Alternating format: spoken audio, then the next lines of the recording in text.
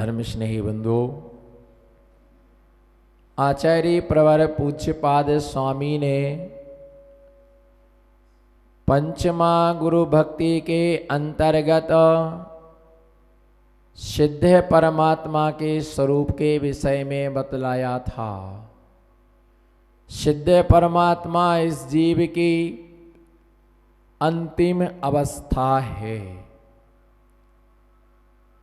इस जीव की प्रथम अवस्था निगोदिया जीव के रूप में होती है और अंतिम अवस्था सिद्ध परमात्मा के रूप में होती है। जब इस जीव की संसार यात्रा प्रारंभ होती है तो इसकी संसार यात्रा निगोद से प्रारंभ होती है। संसार यात्रा जब समाप्त होती है तो मोक्ष से इसकी संसार यात्रा समाप्त हो जाती है।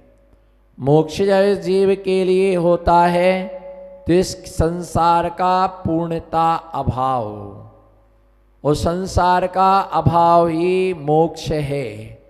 पर मोक्ष के अभाव के लिए संसार नहीं कहा गया है, लेकिन संसार के अभाव के लिए मोक्ष कहा गया कि जो संसार का अभाव है उस संसार के अभाव के लिए मोक्ष कहा गया है। ऐसे संसार का जो पूर्णता, संसार के अभाव का मतलब होता है राग देश का अभाव। बोलो, संसार के अभाव का मतलब होता है राग देश का अभाव, विषय और कषाय का अभाव, मोह और माया का अभाव, मेरा और तेरेपन का जो अभाव है उसी का नाम क्या है? मोक्ष है। और मोक्ष की चर्चा करने से कोई मोक्ष नहीं चला जाता है। इसी प्रकार से सिद्धों की चर्चा करने मात्र से कोई सिद्ध नहीं हो जाता है। अगर हम सिद्धों की चर्चा करने से जीव सिद्ध हो जाए तो फिर मुनि बनने की आवश्यकता नहीं रह जाएगी, है ना। सिद्ध बनने की पहले मुनि बनना आवश्यक है। निगोदिया से जीव की यात्रा प्रारंभ होती। दोनों में जमीन आसमान का अंतर यह है कि निगोदिया जितना नीचे रहता है सिद्ध भगवान उतने ऊपर रहते। बोलो, निगोदिया जितना नीचे रहता है सिद्ध भगवान उतने ऊपर रहते हैं। और वहाँ पर एक निगोदिया जीव में अनंतानंत निगोदिया समाहित हैं। बोलो, एक निगोदिया जीव में अनंतानंत निगोदिया जीव समाहित हैं। और एक सिद्धों में अनंतानंत सिद्ध परमात्मा, एक सिद्धों में अनंतानंत सिद्ध परमात्मा समाहित हैं। बस अंतर यह है कि वे निगोदिया जीव पूरे संसार में जन्म मरण करते रहते हैं, पर सिद्ध परमात्मा सिद्ध होने के बाद पुनः वो संसार में वापिस नहीं आते हैं। निगोद से निकलने के बाद में पृथ्वी का एक, जल का एक, अग्नि का एक, वायु का एक, वनस्पति का एक, 2 इंद्रिय, 3 इंद्रिय, 4 इंद्रिय, असंगी पंचेंद्रिय और पंचेंद्रिय पर्याय में आया। और पंचेंद्रिय पर्याय में कभी मनुष्य पर्याय के लिए प्राप्त किया, कभी त्रियंश पर्याय के लिए प्राप्त किया, कभी नरक पर्याय के लिए प्राप्त किया, कभी देव पर्याय के लिए प्राप्त किया। और 4 गति और 84 लाख योनियों में जन्म और मरण करता रहा। कितनी योनियों में? 4 गति और 84 लाख योनियों में ये जन्म और मरण ये जीव करता रहा। कितनी योनियों में? बोलो भैया, 4, जोर से बोलो, 4 गति और 84 लाख योनिया। भक्तांबर में कितने काव्य हैं? बोलो, भक्तांबर में बोलना है। भक्तांबर में कितने काव्य? 48 काव्य। 48 का उल्टा करेंगे तो कितना हो जाएगा? 48 का उल्टा करेंगे तो 84 हो जाएगा। आदिनाथ भगवान की आयु कितनी थी? 84 लाख। बोलो ना, 84 लाख। पूर्व की आदिनाथ भगवान की गणधर कितने थी? 84। है ना 84, और मुनिराज उत्तर गुण कितने पालते हैं? 84 लाख उत्तर गुणों का मुनिराज पालन किया करते हैं। ये ध्यान रख करके चलना, 84 लाख योनियों में जन्म और मरण चलता रहा। बोलो 84 लाख योनियों में जन्म और मरण होता रहा, और अभी भी होता ही रहेगा।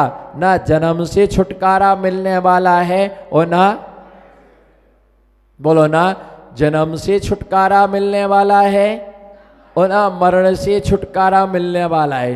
कितनी भी आत्मा की चर्चा कर लेना, कुछ भी होने वाला नहीं है, क्योंकि जिसका रास्ता गलत है उसको मंजिल भी गलत मिलेगी।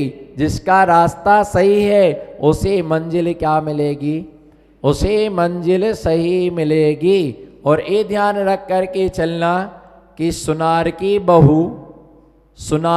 बहू अगर लोहे के आभूषण पहने तो वो शोभा नहीं देती है।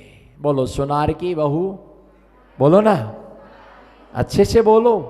सुनार की बहू लोहे के आभूषण पहने तो वो अच्छा नहीं लगता है, और ताम्रकार की बहू मिट्टी का घड़ा लेकर के चले तो वो शोभा नहीं देता है। हाँ, लेकिन यदि लोहार की बहू सोने के आभूषण पहने तो खूब ही शोभा देता है। बोलो लोहार की बहू सोने के आभूषण पहने तो बहुत ही शोभा देता है, पर सुनार की बहू लोहे के आभूषण पहने तो बिल्कुल शोभा नहीं देता है। जैसे सुनार की बहू, बोलो जोर से बोलो, जैसे सुनार की बहू लोहे के कंगन पहने तो बिल्कुल अच्छा, देखो तो, बोलो देखो तो, पूरे गांव भर में चर्चा हो गई। सबको सोने की, बोलो सबको सोने के कड़ा बना के देते हैं, सोने के कुंडल बना के देते हैं, और खुद देखो, बोलो ना, खुद लोहे के आभूषण पहन करके घूम रहे हैं। और लोहार की बहू है और वो क्या पहन के घूम रही है? हाँ, इसका मतलब यह है हम जैन कुल में हमने जन्म लिया है, और जैन कुल में जन्म लेने के बाद में रात्रि में भोजन, अरे भैया जैन कुल में जन्म ले करके रात्रि में भोजन कर रहे, अहो देखो तो जैन कुल में सोनार की बहू, बोलो बोलना है, सुनार की बहू और लोहे के आभूषण, और जैन कुल में जन्म लो, और बोलो वही तो बोलना है, जैन कुल में। अरे रे रे भैया देखो तो, वो पहले वाली बात बोलते लो, सुनार की बहू। हाँ, एक हाथ उठाओ, सुनार की बहू और लोहे के आभूषण जैन कुल में जन्म लो है, बोलो। ऐसे खड़े होके चर्चा करो मंदिर के दरवाजे पर, बताओ जैन कुल में जन्म लो और आलू खा रहे, सुनार की बहू और लोहे के आभूषण जैन कुल में जन्म लो, रात्रि में भोजन कर रहे, गाजर खा रहे, मूली खा रहे।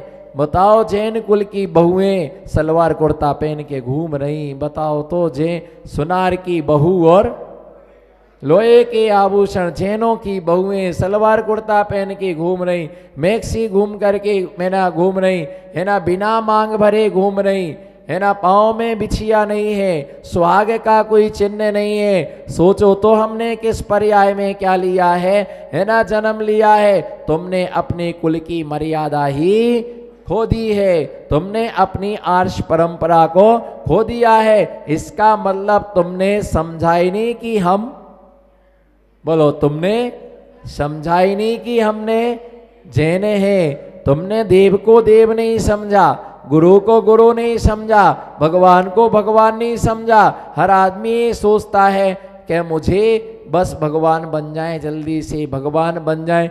इंसान तो बन नहीं पाए भगवान, बोलो इंसान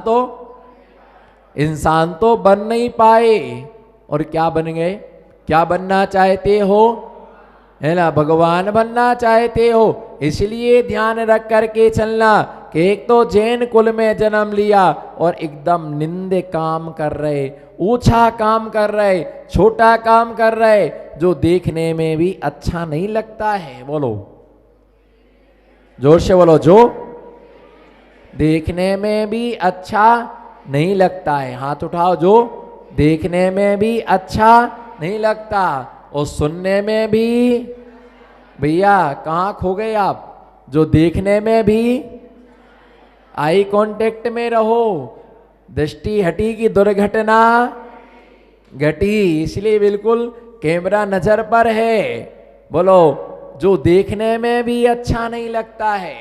इधर देखो, जो नाखून पर लाल लाल लगा है वो देखने में भी।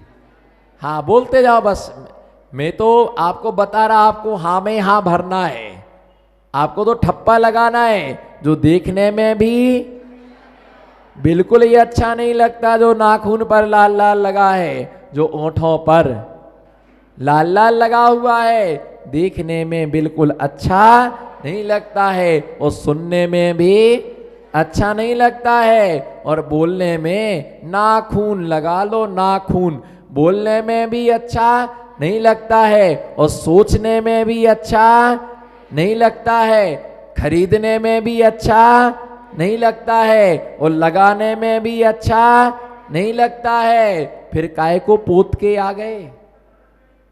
फिर काहे को पोत करके आ गए? तुम सोचते हो कि ये सब लगा करके आए तो बहुत अच्छे लग गए।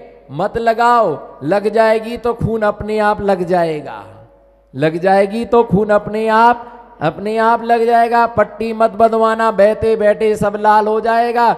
अरे सोचो कि जो देखने में अच्छा नहीं लगता है हमारी कुल परंपरा के मर्यादा के बाहर है। बोलो हमारी कुल परंपरा मर्यादा के बाहर है, धर्म मर्यादा के बाहर है, गुरु मर्यादा के बाहर है, भगवान मर्यादा के बाहर है और हमारे स्वभाव की भी क्या है, बाहर है। ये क्या है? कौन है ये?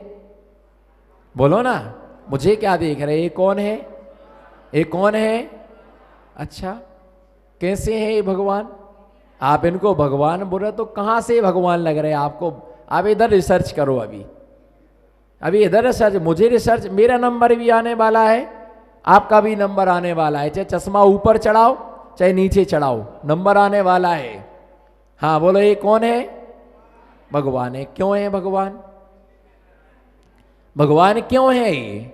मुझे तो पत्थर लग रहा है कि पत्थर रखा है, एक पीतल रखा है, एक मनुष्य की आकृति बनी हुई है। अरे भैया ये भगवान इसलिए है क्योंकि बीतरागी है। बोलो क्या है?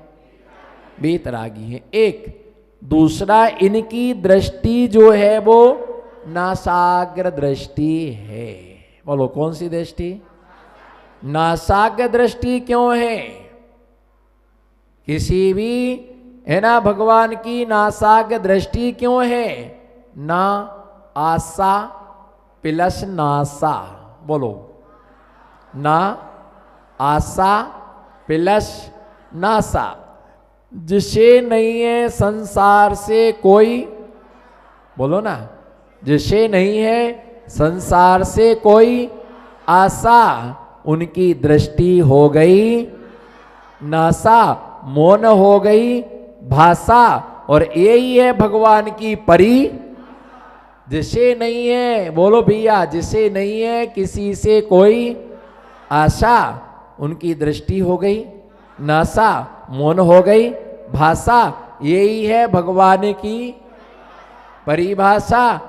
और भगवान नासा की दृष्टि है। हाथ पर हाथ रख के बैठे, क्यों बैठे? हाथ पर हाथ रख करके किसी से कुछ, हाँ तो बोलो ना, किसी से कुछ, हाथ पैर चलाते रहो, ना मुर्दा नजर आओगे। बोलो भैया, न किसी से कुछ, हाँ बोलो, किसी से कुछ लेना नहीं और किसी को कुछ देना नहीं। इसलिए हाथ पर हाथ रखकर आप बैठो, हाथ पर हाथ रख करके। बीवी डंडा लेके आएगी, तुमको जब हाथ पर हाथ रखना था तो ये किल्ला पिल्ला पैदा क्यों किए? वो सवेरे से चाय चाय चिल्ला रहे हैं, सवेरे से कपड़े चिल्ला रहे, हाथ पर हाथ रख करके बैठ गए। जब भगवान ही बनना था तो ब्याह का एक हो करो फिर। भैया हाथ पर हाथ रख के बैठ जाओगे तो घर में दो दो पड़ जाएंगी, लाले पड़ जाएंगे। इसलिए हाथ पर हाथ रख करके नहीं, भगवान को कुछ भी करना शेष, बोलो भगवान को कुछ भी करना शेष नहीं रह गया है, इसलिए वो हाथ पर हाथ रख करके बैठ गए हैं। इसलिए बीतरागी है, एक कहीं नहीं जाते हैं, इनके पास में लोग, इसलिए क्या है, इसलिए ये भगवान कहलाते हैं। एक किसी की पूजा नहीं करते, इनकी सब, एक किसी का अभिषेक नहीं करते, इनकी सब अभिषेक करते हैं।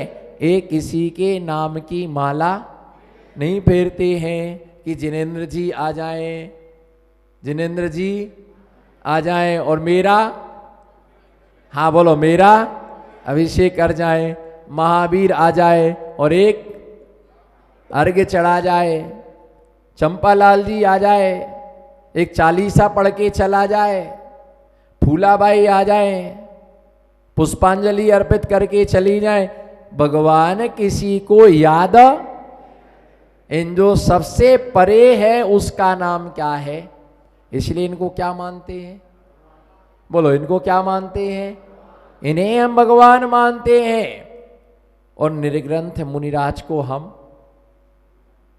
क्या मानते हैं? मुनि के लिए हम मुनि मानते हैं। मुनिराज दिगंबर, दिगंबर का अर्थ ही होता है जिनकी देह पर नहीं है अंबर।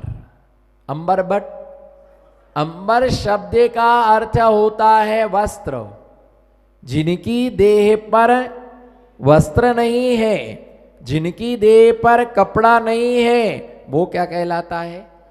दिगंबर। लेकिन जिसके ऊपर कपड़े नहीं है वो दिगंबर कहने मात्र से वो दिगंबर नहीं होता है। ऐसे तो भिखारी भी नंगे घूमते हैं, जानवरों के ऊपर कपड़े नहीं होते हैं, वृक्षों के ऊपर कपड़े नहीं होते हैं, नारकी सभी नंगे रहते हैं।